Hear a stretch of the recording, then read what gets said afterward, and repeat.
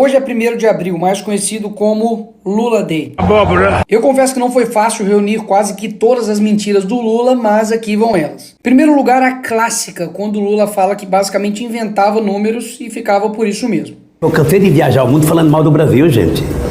Era bonito a gente viajar o mundo e falar, no Brasil tem 30 milhões de crianças de rua, no Brasil tem 30 milhões, a gente nem sabia, tem não sei quantos milhões de abortos, era tudo clandestino, mas a gente ia citando números, sabe? Se o cara perguntasse a fonte, a gente não tinha, mas a gente ia citando números. Mas eu estava dizendo, porque no Brasil tem 25 milhões de crianças de rua, eu era aplaudido calorosamente pelos franceses. Quando eu terminei de falar, o Jaime Lerner falou assim para mim, ô Lula, não pode ter 25 milhões de crianças de rua, Lula, porque senão a gente não conseguiria andar nas ruas, Lula. É muita gente. E dá para perceber que é uma prática meio comum do Lula inventar números. No Brasil tem 19 milhões de pessoas passando fome, 33 milhões de brasileiros vão dormir sem ter o que comer e 800 milhões de pessoas passando fome. Nós temos 800 milhões de pessoas que vão dormir toda noite sem ter o que comer. Ele ainda teve a pachorra de comparar o investimento tecnológico como se fosse um investimento inútil. Isso não toca na nossa consciência? Quando o cara quer fazer um foguete para ir para o espaço passear, ver se tem um lugar melhor para ele morar, ele não se toca que poderia melhorar a qualidade de vida, melhorando a qualidade do alimento daquele, de emprego, da casa, da moradia? Não seria possível? Logo o cara que tem 7,4 milhões de patrimônio e que já gastou mais com o cartão corporativo do que Bolsonaro, Temer e Dilma. Isso sim para mim é hipocrisia, falar mal do capital, mas ter esse patrimônio. E falar para melhorar a qualidade de vida das pessoas usando o dinheiro das pessoas com ele mesmo. Nós, seres humanos, humanistas, temos que ficar indignados com a desigualdade. E o que dizer então, Lula, das pessoas que gastam R$1 bilhão do pagador de impostos somente em um ano com viagens?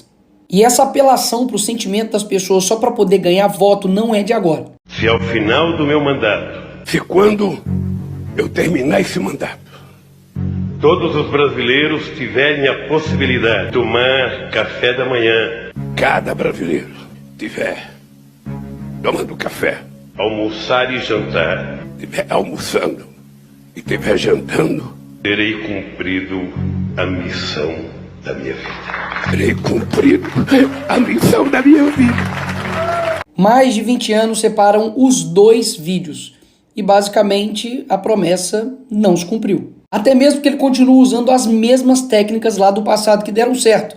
Comprar as pessoas pela lábia. E vamos voltar no final de semana a comer um churrasquinho e tomar uma cerveja. E eu digo todo dia, nós vamos voltar a comer picanha, sabe aquela parte com aquela gordurazinha passada na farinha, a gente mastigar aquilo, tomar uma cervejinha gelada?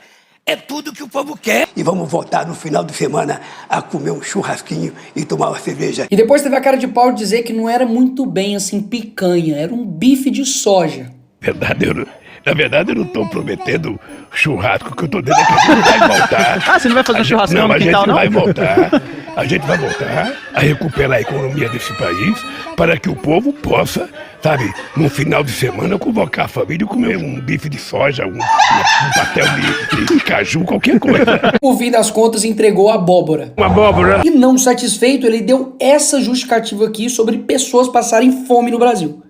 E se nesse país a gente produz alimento demais e tem gente com fome, significa que alguém está comendo mais do que deveria comer. E quem lembra quando ele disse que ele era contrário ter amigos no STF? Não é prudente, não é democrático um presidente da República querer ter os ministros da Suprema Corte como amigos. Você não indica o ministro da Suprema Corte para ele votar favorável a você ou te beneficiar. Os ministros da Suprema Corte têm que ter currículo. Não só pelo papel que ele teve na minha defesa, mas simplesmente porque eu acho que o Zanin se transformará num grande ministro da Suprema Corte desse país. E além do Zanin, indicou também outro amigo, Flávio Dino, para o STF. Sim, esse aqui é o Flávio Dino. Eles são amigos desde quando o Flávio Dino era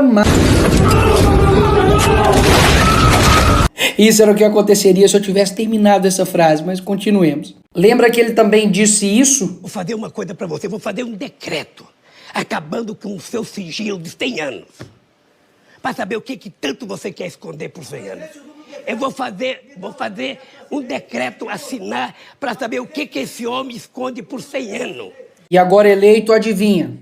Adivinha? Ele meteu o sigilo de 100 anos em mais de 1.332 pedidos. É tanta mentira que eles contradizem toda hora.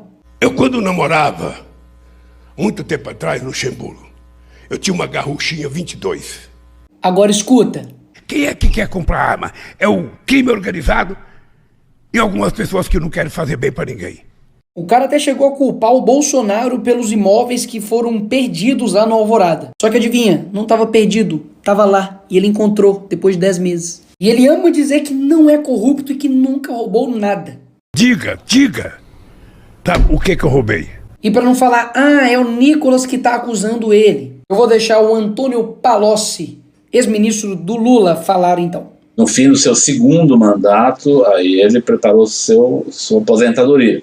Recebeu 300 milhões da Odebrecht numa conta corrente de disponibilidade, recebeu seu sítio, que foi feito, combinado para seu uso, o apartamento do qual já foi condenado. Eu pessoalmente levei pacotes de 50 mil reais, algumas vezes, ao presidente Lula. E não tem como brigar com a realidade. Lula foi condenado a 12 anos e 11 meses por corrupção e lavagem de dinheiro na ação da Lava Jato. Depois da história você já sabe, né? Basicamente o STF descondenou o Lula. E aí tem gente que fala, a Lava Jato foi tudo uma maçã, tudo uma mentira, o Lula é inocente. Não. Até mesmo porque já foram 25 bilhões que já retornaram aos cofres públicos de dinheiro desviado durante os governos petistas. Se teve devolução de dinheiro roubado, é porque alguém roubou. E depois de tudo isso, ele ainda tem a coragem de dizer isso. Se tem uma coisa que eu me orgulho nesse país, e não baixa a cabeça para ninguém, é que não tem nesse país uma viva alma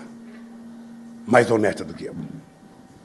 E o que eu quero mostrar nesse vídeo é que a mentira, ela tem poder. Obviamente não mais do que a verdade, mas ela também faz o seu estrago. Até mesmo porque, para pensar, num país com 220 milhões de pessoas, será que não tem ninguém melhor para dirigir o nosso país do que esse cara? Mas por que, afinal de contas, isso acontece? Porque as pessoas preferem mentiras que acalentam o coração e acalmam os seus ouvidos do que verdades que confrontam, que algumas das vezes vão ser amargas e ruins aos ouvidos, mas que no final das contas vai fazer você enxergar a verdade. E por fim, deixar esse vídeo aqui que se tem um dia que minha alma foi lavada, foi esse dia. Mentiroso, ex-presidiário, traidor da pátria.